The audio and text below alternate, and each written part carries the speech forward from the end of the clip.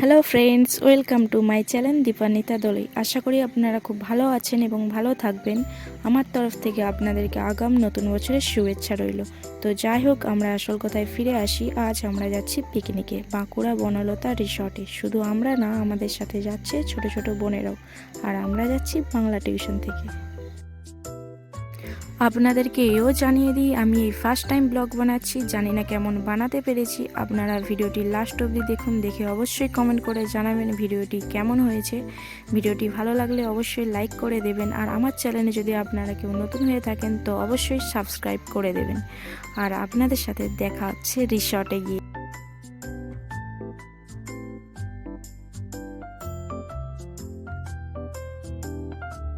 তো ফ্রেন্ডস, আমরা বনলতা রিসোর্টে চলে এসেছি। দেখুন এখানে পরিবেশটা কেমন লাগছে। আর আসার পরেই আমাদের এখানে সবজি কাটা স্টার্ট হয়ে গেছে। তো এখানে আমাদের স্যার সবজি কাটছে, তো ওনাকেই জিজ্ঞাসা করে নেব আমাদের মেনুতে কি কি রয়েছে। স্যার বলুন, আমাদের মেনুতে কি কি রয়েছে? বড় বড় দেখে একটা করে সবার জন্য বেগুন ভাজা যাকে বলে, তার সাথে চিংড়ি আলু পোস্ত আছে, তার সাথে আছে মাংসের ঝোল সাফিসিয়েন্ট যে যেমন ভাবে খেতে চাইবে, তার সাথে আছে চাটনি, তার সাথে মিষ্টি, পাঁপড় ভাজা।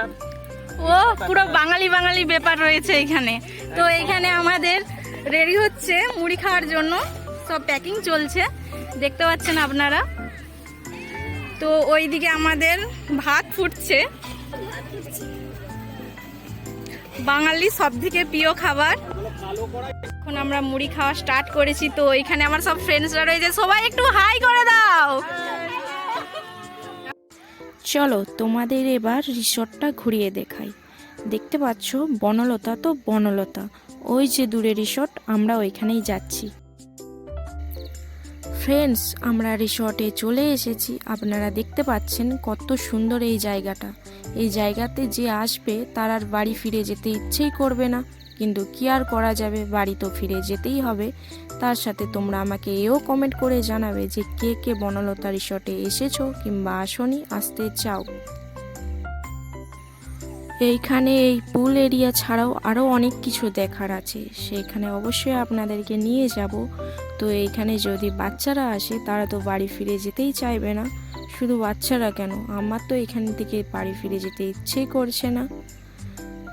চলো এবার আমরা পূর্ব দিকে যাচ্ছি। তো এখানে যে দেখবো কি কি রয়েছে।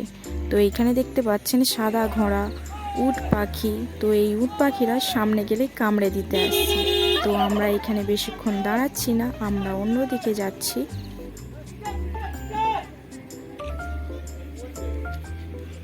এই মুরগিগুলো দেখতে পেয়েছো কেমন? আমি তো এরকম মুরগি কখনো দেখিনি, এই ফার্স্ট টাইম দেখলাম। আর এই দিকটাতে রয়েছে ফুলের ফার্মিং। তো আমি এখান থেকে কয়েকটা ফুলের চারা নিয়েছি বাড়ি গিয়ে লাগাবো বলে।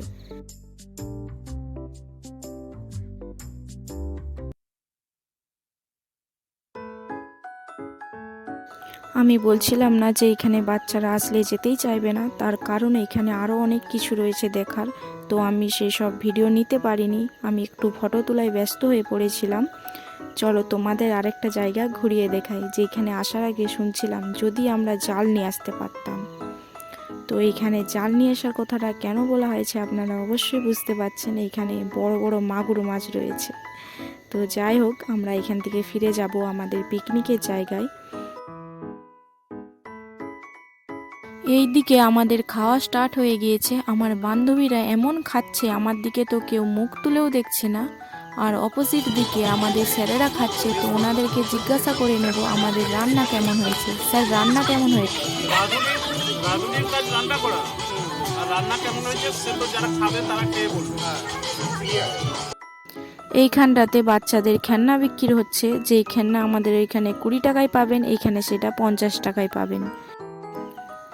আর এইখানেতে বিভিন্ন ধরনের মাটির মূর্তি বিক্রি হচ্ছিল। তো আমি এখান থেকে দুটো মূর্তি নিয়েছি, সরস্বতী ও লক্ষ্মী মায়ের।